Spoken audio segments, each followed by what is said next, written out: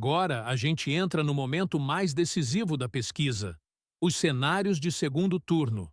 E aqui, mais do que nunca, a rejeição e a capacidade de transferência de votos começam a pesar, e muito. Começando pelo cenário 1, temos um confronto entre Ratinho Júnior e Lula, do PT. E o resultado mostra Ratinho Júnior à frente, com 52,1%, contra 47,9% de Lula. É uma vantagem apertada, mas suficiente para indicar que, neste cenário, Ratinho conseguiria superar o ex-presidente, provavelmente captando votos de eleitores que rejeitam o PT. Seguindo para o cenário 2, agora com Flávio Bolsonaro contra Lula, Flávio Bolsonaro aparece com 67%, contra apenas 33% de Lula. Uma vantagem muito ampla que sugere uma forte consolidação do voto antipetista neste recorte específico. E neste cenário, chama a atenção a distribuição dos votos pelo território nacional. E olhando esse mapa, o que chama a atenção de forma imediata é a ampla vantagem territorial de Flávio Bolsonaro, do PL. Ele aparece liderando na maior parte do país, com destaque para praticamente todo o norte, grande parte do centro-oeste, além de estados importantes do sudeste e do sul.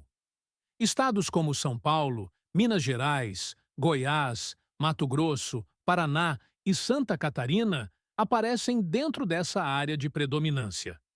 Isso indica uma forte capilaridade eleitoral fora do Nordeste, especialmente em regiões onde o voto costuma ser mais alinhado ao campo da direita.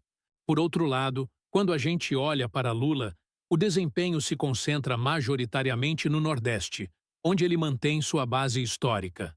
Estados como Maranhão, Piauí, Ceará, Rio Grande do Norte, Paraíba e Pernambuco aparecem sob liderança de Lula, reforçando um padrão que já vem de outras eleições. Além disso, ele também aparece competitivo em estados como Sergipe e conquista ainda o Rio Grande do Sul, o que chama a atenção como um ponto fora da curva regional. E aqui vem a leitura mais estratégica desse mapa. O Brasil segue dividido em dois grandes blocos eleitorais muito bem definidos, com Bolsonaro dominando a maior parte do território em número de estados, enquanto Lula concentra força em regiões com peso eleitoral relevante, especialmente no Nordeste. Ou seja, não se trata apenas de quem vence mais estados, mas onde estão esses votos e qual o tamanho do eleitorado em cada região. E agora, eu quero saber de você. Essa divisão regional ainda deve se manter até outubro, ou existe espaço para mudanças nesse mapa eleitoral? Comenta aqui embaixo, porque na sequência a gente vai analisar os demais cenários de segundo turno. No cenário 3, Lula se recupera e registra 50,5% contra 49,5% de Pablo Marçal. Já no cenário 4, Flávio Bolsonaro dispara, com 76,1% contra 23% de Marçal. Um cenário de ampla vantagem, indicando forte capacidade de agregação de votos nesse confronto específico. No cenário 5, Ratinho Júnior lidera com 55,5% contra 44,5% de Pablo Marçal. Uma vantagem mais confortável do que no cenário contra Lula, sugerindo que Ratinho pode ter boa capacidade de agregação em diferentes cenários.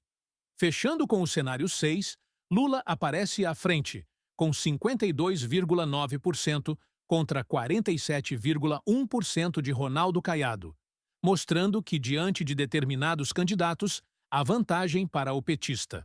E o que todos esses cenários nos mostram é que, apesar da polarização ainda ser forte, não existe um domínio absoluto em todos os cenários.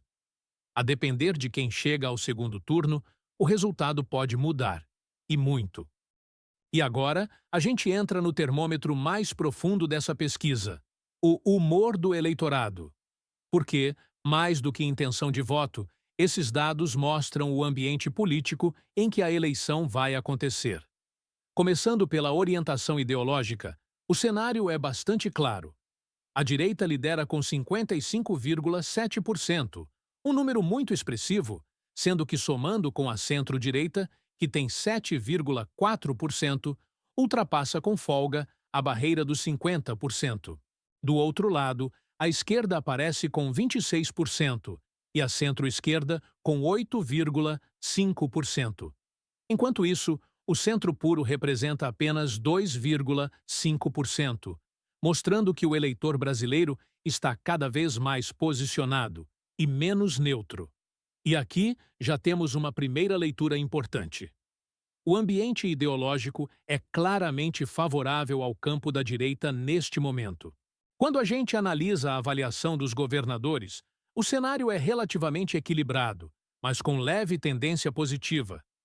27,3% avaliam como ótimo, 18,6% como bom e 19,2% como regular.